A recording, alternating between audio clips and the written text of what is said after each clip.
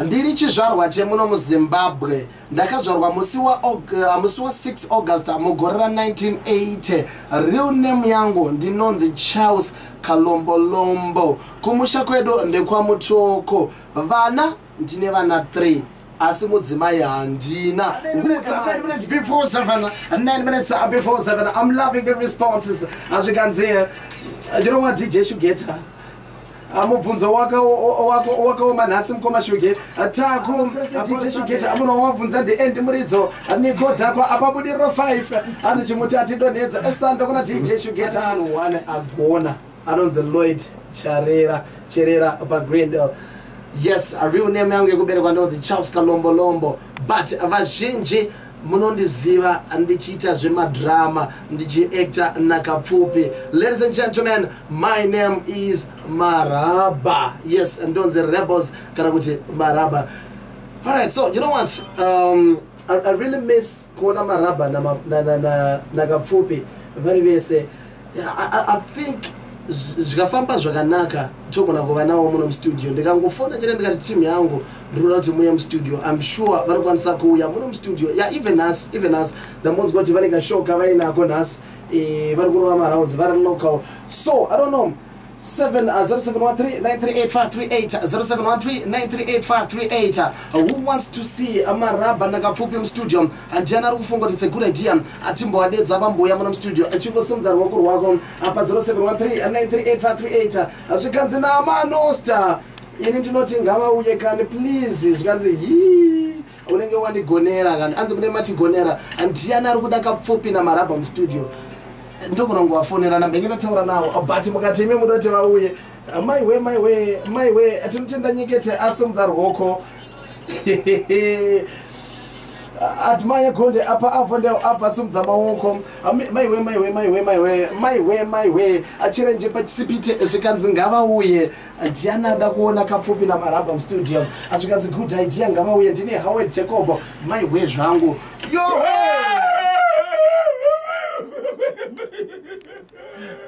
my way.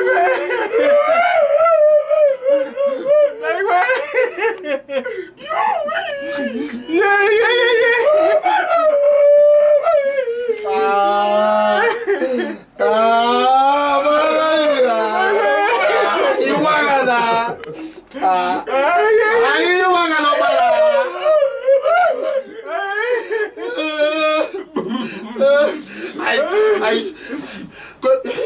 Yo ndo atanga kuchema. Uri kuchemekwe? Apana. Ndikuchema nekufara. Barowere. Andina. Saka uri kuchemei? Apana. Saka uri kundichemedzera chini Kapfupi? Ndikuchema Shugeta nekufara. Uri kufarei? Ndifara umwangu. Marabha. Achinyarara. Yongochema chini. Ndikuchema nemufaro. Uri kufarei? Kufarira Kapfupi ndamusuwa.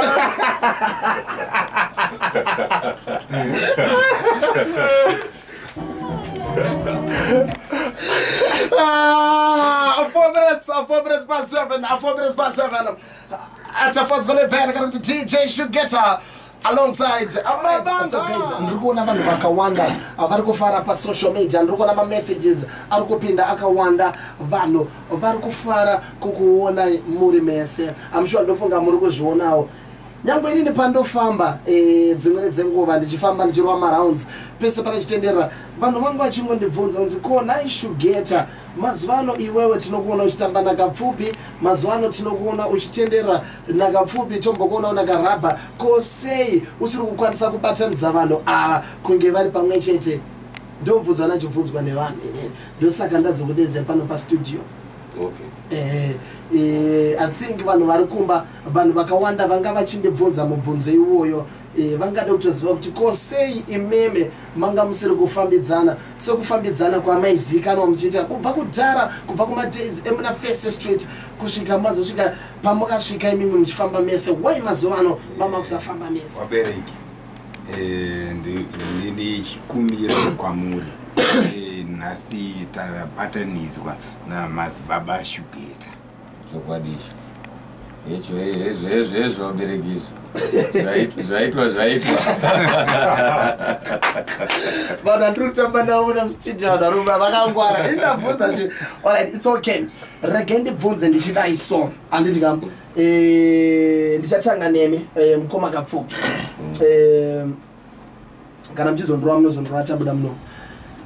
Pane mashoko akambofamba ekunzi imimi vaKapfupi muri kubatira mumwe wenyu, zvichinzi mumwe wenyu ndiye anga ataura mashoko akadaro, zvinova izvo zvakazokonzera kuti vanhu vasazokuonai muri mese. Munoti kudii nemashoko iwayo?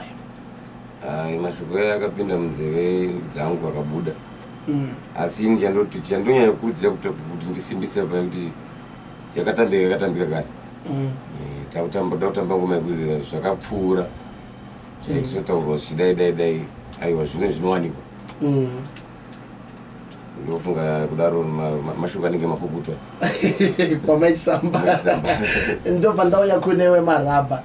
Yes, mashoko aya takamanzwa uchitaura paredhiyo, manewspaper takamanzwa zvishuwa. Inini I remember ndichitoverengawo kopi rekwaedza zvichinzi Marabha ati zvakati. Iwewe Marabha kuti uzosvika pakubudisa mashoko akadaro, ndingada kungozivawo zvangu, you know what, since takuda kuenda kumberi, since imimi mabvuma kuya kuno kustudio mchita Shugeta takuda kushanda tese no and so on and so on.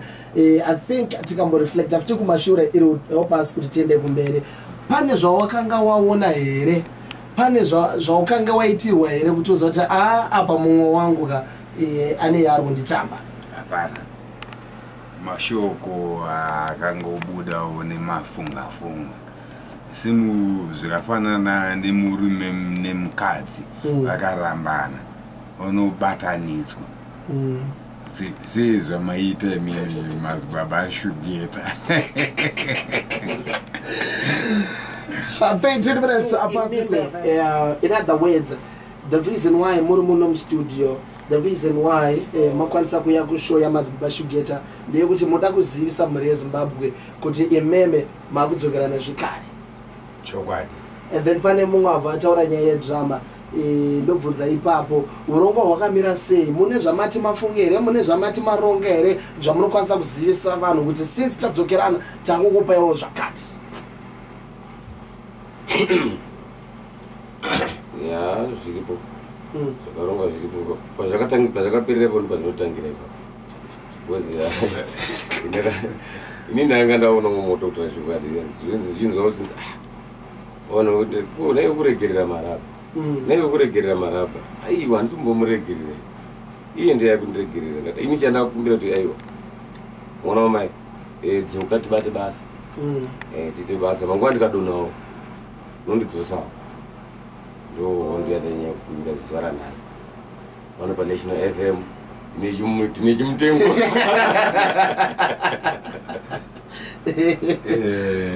Zvakafanana nini zvichifamba mustreet nenzi nevabereki dzokera kwaKapfupi, saka nhasi tabatanidzwa tisu tine chimuti kumberi zvikanzi timero garite serious Shugeta ka vari kutiregerera a cloud forum apa porota. And then pane question yabvauya panapa kubva kuna Melissa kuAvondale zvikanzi DJ Shugeta pane nyaya yawabvunza but nyaya haina kupindirwa zvakanaka. Pane kutizwa kwaita nyaya, so Marabha ari kubvuma here kuti mashoko ekuti mumwe wake ari kumitira ma1 ari kumabvuma here kuti akazvitaura zvakaitika? Pane masiyano atakaitirana neumwe wangu andakumafarira ngasiripo ndoti ndatenda. Ndopa wakazosvika paku iwewe, in fact ndopa uri kuti wakazosvika pakutaura nenyaya wakazosvika pakutaura nenyaya yekusiyana kwamamaita. Okay. But ini ndobva ndada kubvunzawo zvangu out of curiosity sajournalist ane mmese muno mustudio wamapa simba rokunge achibvunza kudai. chakanga chakusvitsa ipapo chapo pakusiyana kwamukaita imimi. Yes, mati masiyana mukaita. Dauradza kuti masiyana chakaita kuti uzosvika ipapo chaicho chi?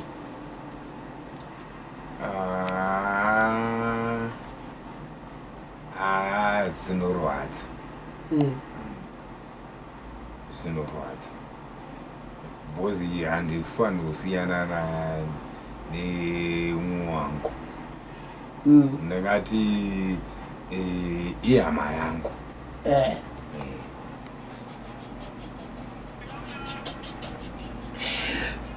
So ndichatanga newe Marabha, my last words ako mashoko ako ekugumisira iwewe auda kusira vatereri. Vatereri ndokumbira kune mabhosi vanokwanisa kubatsira wati simudzirewo tienderere mberi. Ndofunga ndakasangana navatereri vakawanda madzisaviro edu anori varungu vedu ivavo.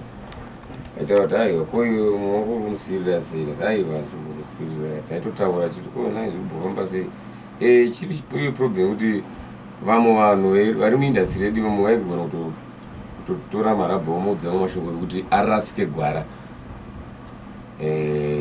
rataifamba naro chiri chishuwo chokuti inini ndidonhe pasi vasingazoti vaidonhedza iye mumwe wangu Marabha achimudonhedzawo. Saka zvinhu zvakaipa kuti vamutaurira kudaro vakumusiya futi akadaro.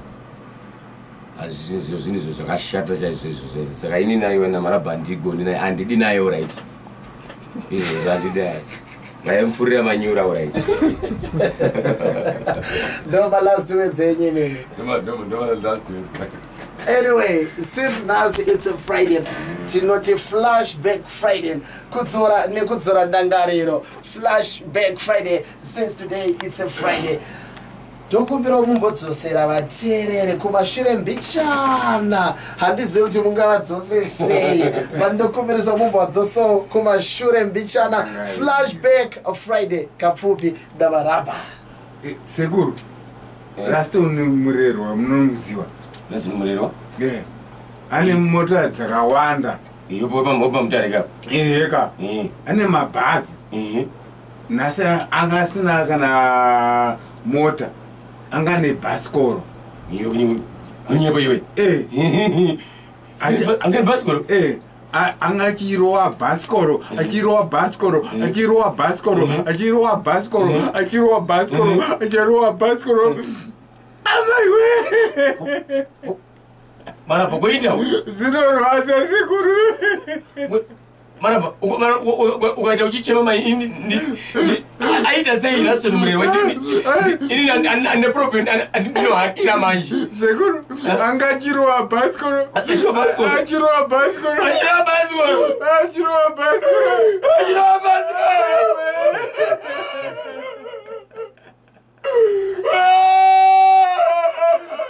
Sekuru achingokonazo. Achingokonazo. Pakona ipapo. Zvinorwadza. Achingokona sekuru. Achingotela. Ambaburuka. Marabha kuchimedzera munaburuka. Saka maita kushemana nyini. Ndikuti mwashaya kaini. Matochemaka. Ayo indawo.